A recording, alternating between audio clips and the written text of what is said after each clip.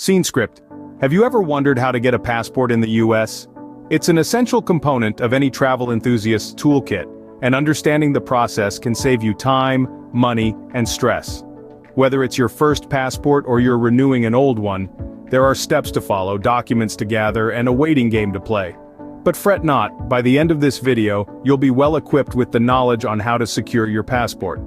The first step in getting your passport is filling out the right form. In this case, it's the DS-11, also known as the application for a US passport. Now this form is your ticket to the world of international travel, so it's crucial to get it right. You might be wondering where to get your hands on this form. Well, it's not a treasure hunt, really.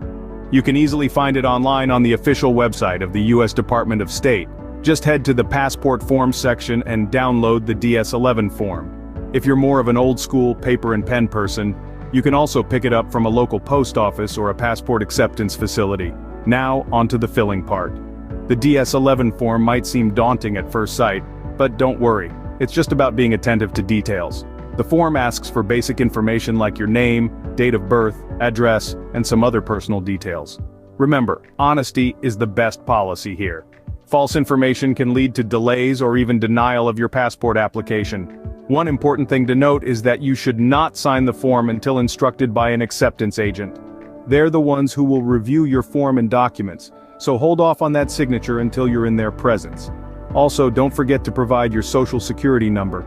The US Department of State is required by law to collect this information, and if you fail to provide it, you may face a $500 penalty enforced by the IRS, or your application may be denied.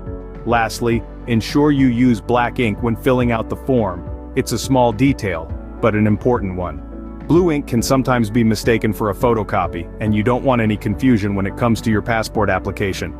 Once you've filled out your DS-11 form, you're ready for the next steps. You're one step closer to exploring the world, so let's keep going, shall we? With your DS-11 form in hand, it's time to gather your necessary documents. First on the list is proof of US citizenship. This could be an original or certified copy of your birth certificate, a previous US passport, or a certificate of citizenship. Remember, photocopies won't cut it, you need the real deal here.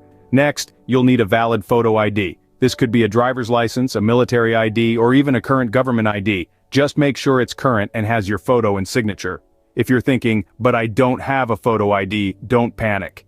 You can bring along a witness who has known you for at least 2 years and has a valid ID. They'll just need to fill out a form DS-71 in the presence of a passport agent. Then comes the passport photo. Now you can't just use any old selfie. This photo has to meet specific requirements. It must be 2 by 2 inches, taken within the last 6 months, and have a white or off-white background. And remember, keep that poker face on, no grinning or funny faces. Plenty of pharmacies and stores offer passport photo services, so getting one taken shouldn't be a problem. With your documents gathered, you're almost halfway through the process. And remember, preparation is key, so make sure you've got all your documents ready to go before you head off to submit your application. Now comes the moment of truth, submitting your application. After you've filled out your passport application and gathered all the necessary documents, it's time to take the next step. You're probably wondering, where do I submit my application? Well, the answer is pretty straightforward. If you're applying for your first passport, you'll need to submit your application in person at a passport acceptance facility. These facilities can be found in a variety of places, from post offices and public libraries to local government offices. The US Department of State's website has a handy search tool that can help you find the nearest one. For renewals, you have the convenience of submitting your application by mail.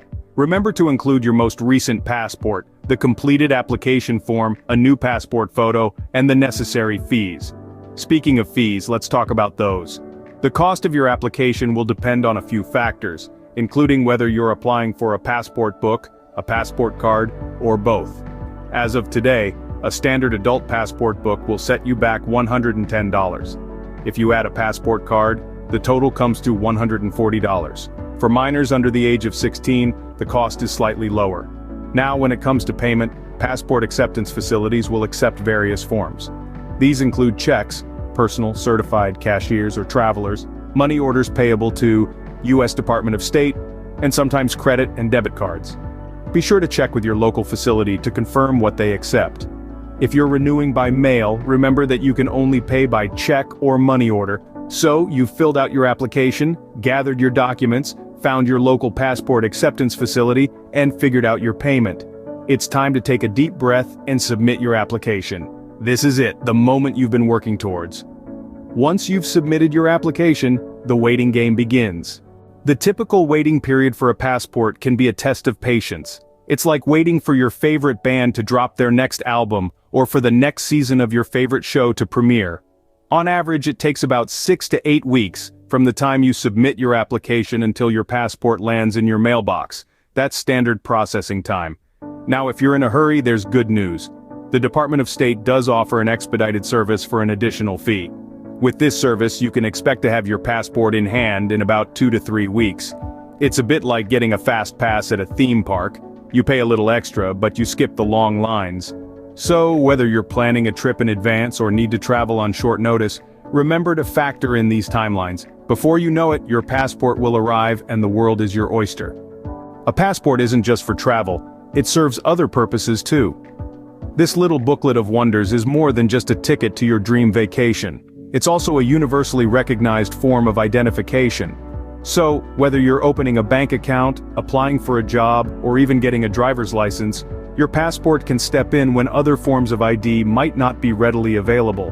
Moreover, a passport is a solid proof of citizenship. In scenarios where you need to prove your nationality, like during a visa application or when enrolling in a university abroad, a passport is your go-to document. It's also important to note that, in times of emergency, a passport can speed up the process of receiving assistance from your home country's embassy or consulate. In conclusion, a passport is a versatile tool, not just a travel document. Remember, having a passport opens up a world of opportunities, so don't wait to get yours. Thanks for joining us on this passport journey. If you found this guide helpful, give us a thumbs up. Dive deeper into the world of travel by subscribing to Travelpalooza. Until next time, safe travels and happy adventures.